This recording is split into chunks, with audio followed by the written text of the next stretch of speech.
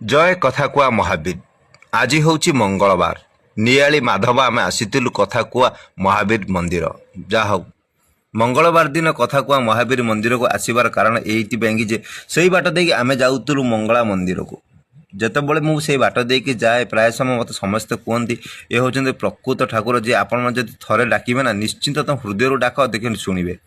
तो से मंगलवार दिन मुझे पहुँची कथा कुआ महावीर कथा कुआ महावीर मंदिर पाखे जो मुझे पहुँची पूजा अर्चना करी मत एत शांति मिलता मुझे भावुली बोधे दुनिया आउ कौटी एत शांति ना प्रकृति में